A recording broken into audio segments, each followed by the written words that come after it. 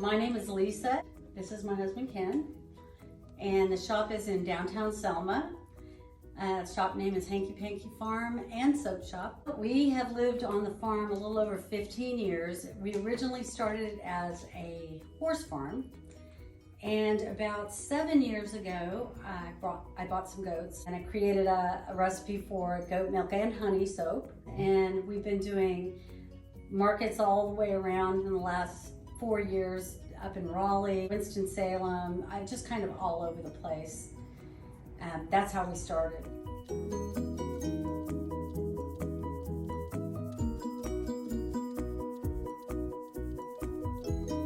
So anything goat milk related that we can create, we try to sell that here. We also have candles that we hand pour.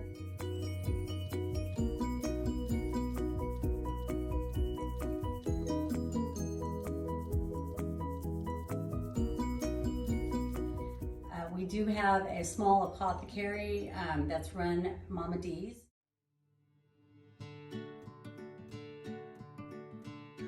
And we have a beard company that does beard products, and that's Cardinal Beard Company.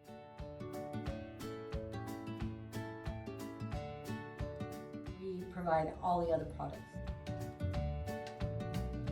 I think the best part of that is, you know, of course, there's a lot of satisfaction in knowing that you did it yourself. It's a lot of work, but at the same time, we can control the ingredients. And not only that, we can control the cost. So I think one of the biggest things we wanted to do was not create a soap that was necessarily really fancy or beautiful, because that's very time consuming. But we wanted to create something that we could say had honest ingredients, good for everybody's skin, and keep the cost low, so we could kind of try to get in there and replace everybody's Dial Bar and Dove Bar if we could. Everybody can buy our soaps, they're not expensive. And then share it, you know, with a bigger demographic of people.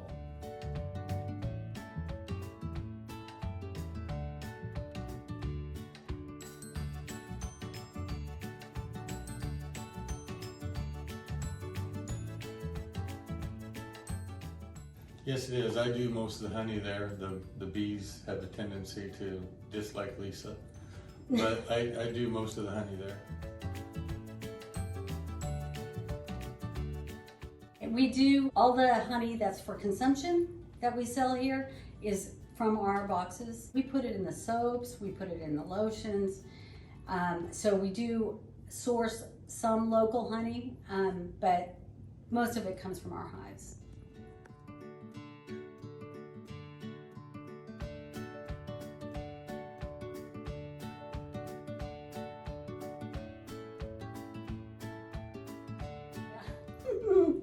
That's a good one. So I have a dear friend, Rebecca Barbie.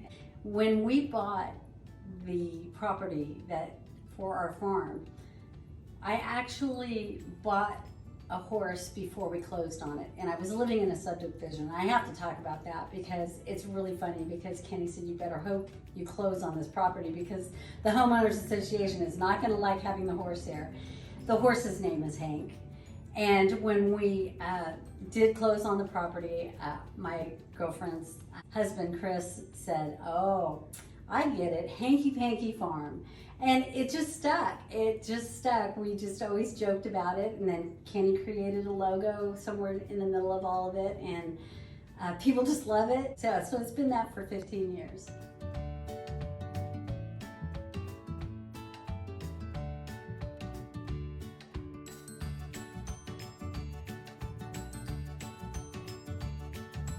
This fall, and you can follow us on Instagram, Facebook for all the updates. We are going to have some live music once a month. The artists will vary, and we'll stay open late on those days, and we will be serving beer and wine, and from local breweries and wineries. Look forward to, you know, coming in and hanging out in the evenings and enjoying the nice cooler air. You can Google us, and it does have our social media information at Hanky Panky Farm for Instagram and Facebook.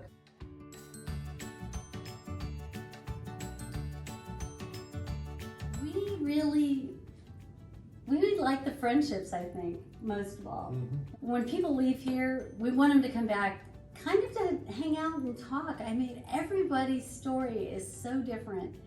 And I think that's the most meaningful thing to us. At the end of the day, we don't really talk about, what sold the most, what money did we make. It's who did you meet today and who came in, and we're typically, I think, more curious about our customers than they are about us, and we want you to leave feeling like you can come back and you're welcome here.